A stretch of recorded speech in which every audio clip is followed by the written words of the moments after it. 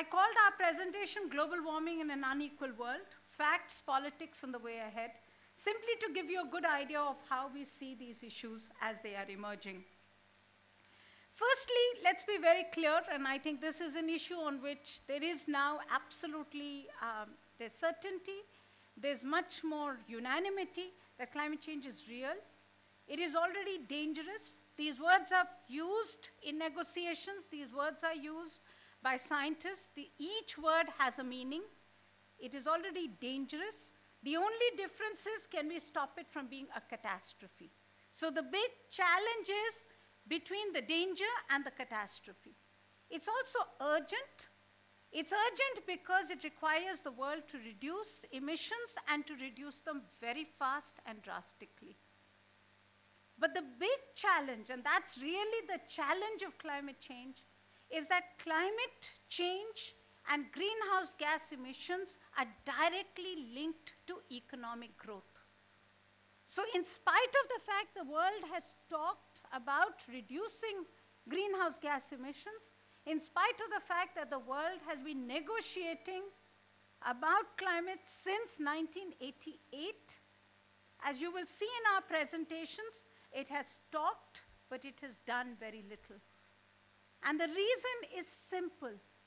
These are not environmental negotiations. All of us are environmental reporters. We often see ourselves as reporting climate change because these are environmental negotiations. Forget it. When you report climate change, you are reporting economic negotiations. So you may, as an environmental reporter, actually be doing, which is in the current hierarchy of all our newspapers, is that we have already moved beyond environment to very hardcore economic reporting. It's just that the economic reporters don't get it. They don't understand that this is really about economics because we are fighting for our right to development. We are fighting for the way the world will share development. And these are hard economic negotiations.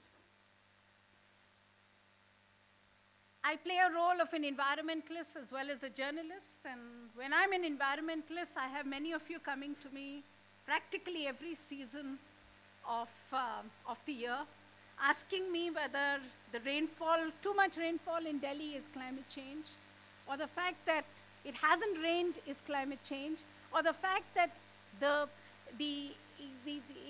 we've had a delayed winter, is that climate change? Is it climate change because we had unseasonal rainfalls in 2008 in practically all the states of India? Is it climate change that we have a drought this year because of such huge variations in rainfall patterns that we have seen in this country? Was the intense rainfall event in Mumbai in 2005 because of climate change? Was the cyclone that hit Bangladesh because of climate change, or Nargis in Myanmar because of climate change, or our own Alia, which hit Sundarbans climate change? Are these all climate change? No. And I would say, yeah, maybe it is, it isn't, but we have to understand these are signs of changing weather. They would go running to the Met Department who would say, no, this is not climate change. In 1840, we had a similar intense rainfall event. This is not climate change. They're also right, I'm also right. The fact is, they don't have enough memory to be able to tell you whether there is a changing intensity of cyclones in this region. They cannot tell you whether there is changing weather patterns in this region because it is too recent. But do we wait till all the science comes home, or do we begin to see the signs as they are beginning to emerge? That's really the big challenge for science today. I keep telling Indian scientists that you're no longer scientists when you work on climate change, you're investigative journalists. You have to put together the science as you knew it in the established world with the anecdotes and the signs that you're seeing in the real world.